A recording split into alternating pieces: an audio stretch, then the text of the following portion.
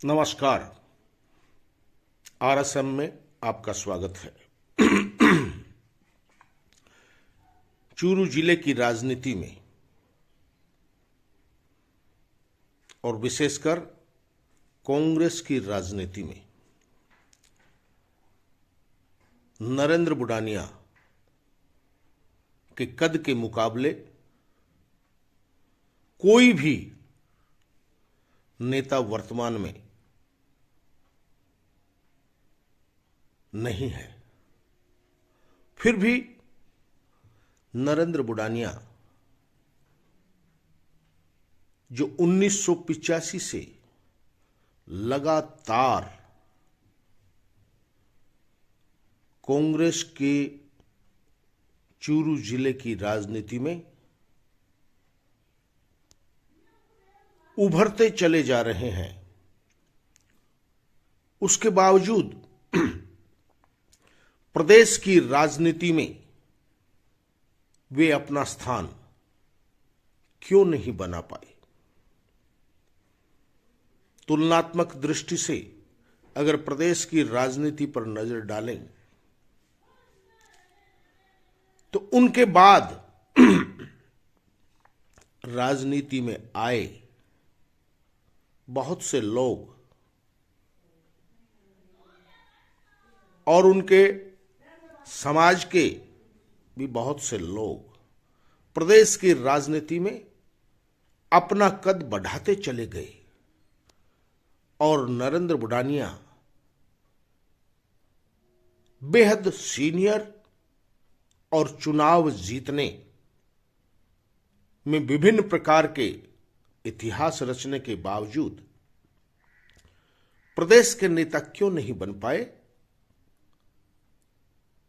यह एक यक्ष प्रश्न नरेंद्र बुडानिया की राजनीतिक शैली से पैदा हुआ है।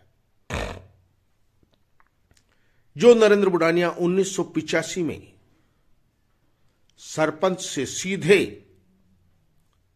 लोकसभा उपचुनाव में कांग्रेस के प्रत्याशी बने और उस वक्त के बहुत बड़े राजनीतिक कद के स्वर्गीय दौलतराम सहारण को उन्होंने 1985 में शिकस्त देकर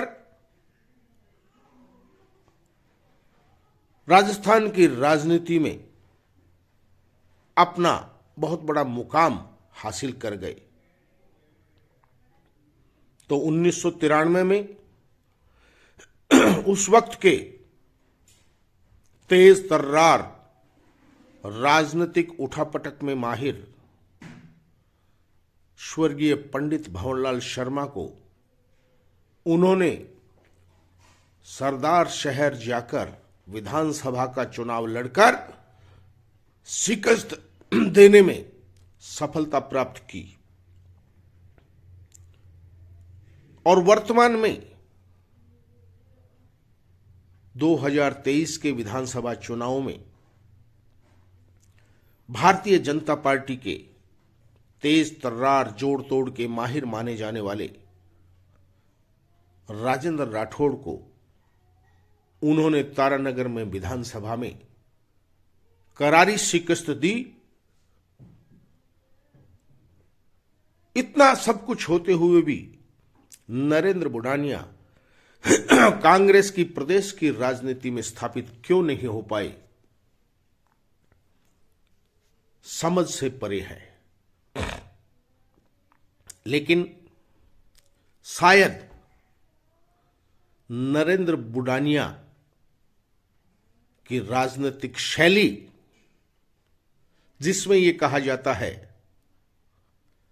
कि वे किसी पर भी विश्वास नहीं कर सकते, अविश्वास उनके जो दिमाग में बैठा है, शायद एक कारण ये भी हो सकता है क्योंकि बुडानिया 1985 में सांसद बनने के बाद प्रदेश की राजनीति में एक छत्र स्थापित अशोक गहलोत के बेहद करीबी रहे हैं। एक दौर जब 1998 में अशोक गहलोत पहली बार मुख्यमंत्री बने, उस वक्त संयोग से नरेंद्र बुडानिया न तो सांसद थे और न ही विधायक थे। उसके बावजूद चूरू जिले की राजनीति में उस वक्त के मुख्यमंत्री अशोक गहलोत के चलते तूती बोला करती थी। चूरू के सर्किट हाउस का कमरा नंबर 1, जो वीआईपी रूम उस वक्त हुआ करता था, पूरे 5 साल नरेंद्र बुडानिया उस कमरे पर काबिज रहे और पुलिस के आला अधिकारी और प्रशासन के आला अधिकारी उनकी सेवा में प्रतिदिन हाजिर रहा करते थे। इतना पावर होने के बावजूद भी वे न तो जिले में एक छत्र नेता बन पाए और ना ही प्रदेश की राजनीति में कोई अच्छा मुकाम हासिल कर सके। एक दौर जब नटवर सिंह 10 जनपद के बेहद करीबी लोगों में से हुआ करते थे, नरेंद्र बुडानिया उनके भी बेहद करीबी रहे, लेकिन परिणाम वही ढाक के 3 पात रहे। कांग्रेस के राष्ट्रीय राजनीतिक सलाहकार स्वर्गीय अहमद पटेल के भी नरेंद्र बुडानिया बेहद करीबी रहे, लेकिन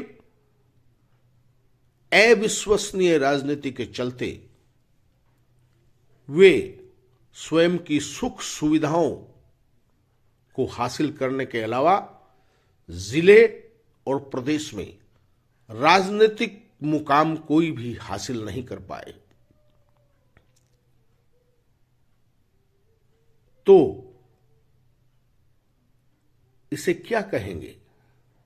नरेंद्र बुडानिया सभी के बेहद करीबी थे और सभी के अपने राजनीतिक कार्यशैली के चलते समय के साथ अविश्वसनीय भी माने जाते रहे। शायद यही कारण है कि नरेंद्र बुडानिया 3 बार लोकसभा, 3 बार राज्यसभा और अब 2023 में तीसरी बार विधायक चुने जाने के बावजूद अपना राजनीतिक कद बढ़ाने में असफल रहे।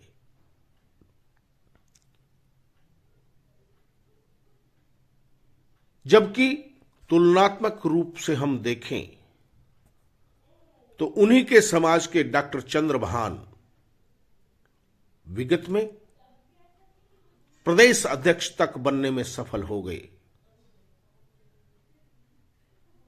तो बगल में गोविंद सिंह डोटासरा, भले ही वे गहलोत और पायलट के विवाद में ही उन्हें अवसर मिला, लेकिन प्रदेश कांग्रेस कमेटी के अध्यक्ष बनने में सफल हो गए। जबकि नरेंद्र बुडानिया इन दोनों के ही मुकाबले कांग्रेस में बहुत बड़ी शख्सियत रिकॉर्ड के हिसाब से है। फिर भी प्रदेश अध्यक्ष तो दूर की बात है, वे प्रदेश में अपने पूरे राजनीतिक जीवन में कभी भी कोई सम्मानजनक पद पर काबिज होने में असफल रहे। तो साथ ही 3 बार विधायक बनने के बाद भी कभी भी लाख कोशिशों के बावजूद राजस्थान के मंत्रिमंडल में भी अपना स्थान नहीं बना पाए। शायद राजनीतिक पर्यवेक्षक भी नरेंद्र बुडानिया के इस तरह के राजनीति में कट ऑफ रहने को लेकर किसी निष्कर्ष पर नहीं पहुंच रहे हैं, क्योंकि मुख्यमंत्री रहे अशोक गहलोत, 10 जनपद के बेहद करीबी रहे कुंवर नटवर सिंह, राजीव गांधी सोनिया गांधी के राजनीतिक सलाहकार, और कहते हैं कि राजनीतिक निर्णय करने में सर्वोच्च संपन्न अहमद पटेल के करीबी रहते हुए भी और नरेंद्र बुडानिया उनके बेहद करीबी होते हुए भी 2018 में भी वे मंत्रिमंडल में स्थान नहीं बना पाए। लोग कहते हैं कि नरेंद्र बुडानिया अपने निजी हित साधने में ही ज्यादा फोकस रखते हैं और उनकी जो कार्यशैली है वह प्रमाणित करती है कि वे किसी के भी विश्वास पात्र नहीं है और उनका भी कोई विश्वास पात्र नहीं है। इसे राजनीतिक विडंबना ही कहा जा सकता है। जो लोग बढ़ चढ़कर नरेंद्र बुडानिया के लिए एक जमाने में चंदनमल बैद जैसे दिग्गज नेता के सामने खड़े रहे, नरेंद्र बुडानिया के गीत गाते रहे, नरेंद्र बुडानिया उनके भी कभी नहीं हुए। अल्पकालीन राजनीतिक हित साधने के हिसाब से नरेंद्र बुडानिया पिछले 38-40 सालों से अपनी सेल्फ राजनीति ही करते हैं और शायद यही कारण है कि नरेंद्र बुडानिया लाख कोशिशों के बावजूद भी अपनी निजी आदतों और अविश्वसनीयता के चलते राजनीति में वह मुकाम हासिल नहीं कर पाए जैसा उनका कद है। राजनीतिक जानकार तो यह भी आशंका व्यक्त करते हैं कि महत्वपूर्ण अवसरों पर जब नरेंद्र बुडानिया किसी से जुड़े हुए थे तो अल्पकालीन हित साधने के लिए उनके भी वे विश्वास पात्रों में नहीं रहे, जिसके चलते कोई भी सीनियर नेता नरेंद्र बुडानिया पर कभी भी विश्वास करके दांव खेलने की स्थिति में नहीं हुआ। अविश्वसनीयता नरेंद्र बुडानिया को शायद राजनीति के जिस मुकाम पर आज वो होने चाहिए थे वहां नहीं पहुंचा सके। पता नहीं ये सत्य है कि नहीं है, लेकिन ये निर्विवाद सत्य है कि नरेंद्र बुडानिया प्रभावशाली लोगों को चुनाव में पटकनी देने 3 बार लोकसभा, 3 बार राज्यसभा और 3 बार विधायक बनने के बाद भी कांग्रेस के अन्य नेताओं से हम तुलना करें तो बेहद फिसड्डी साबित हुए। शायद यह उनकी राजनीतिक शैली, उनका अविश्वसनीय होना और अपने लोगों को अविश्वसनीय मानना ही इसका मुख्य कारण हो सकता है, ऐसा राजनीतिक लोग कहते हैं।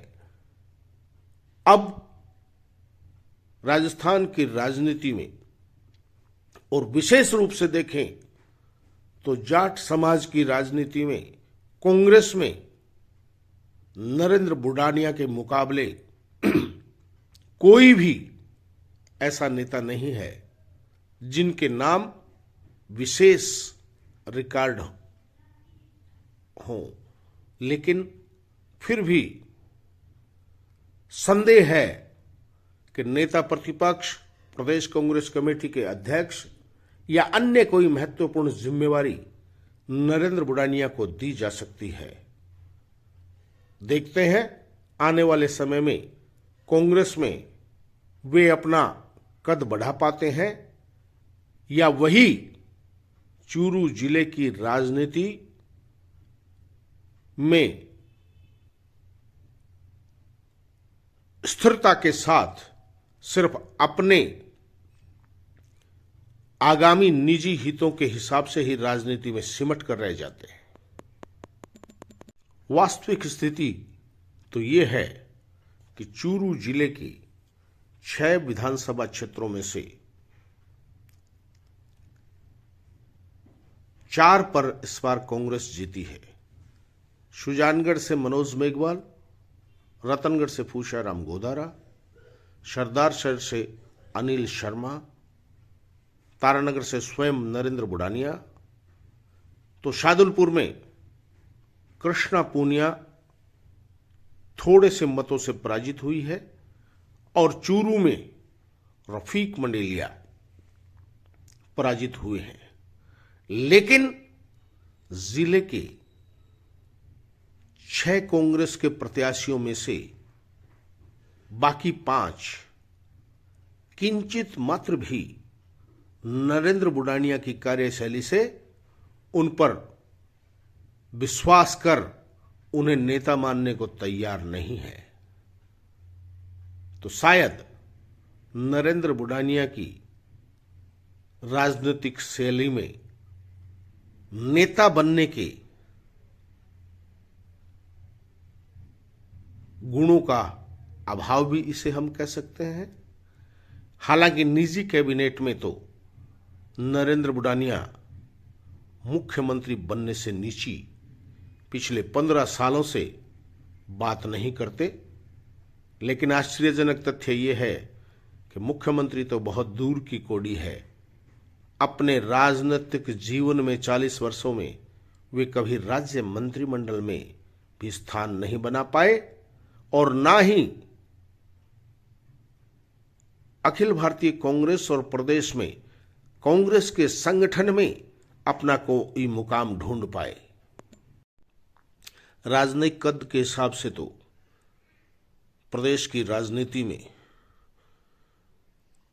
हरीश चौधरी, गोविंद डोटासरा, डॉक्टर चंद्रभान, महेंद्र चौधरी,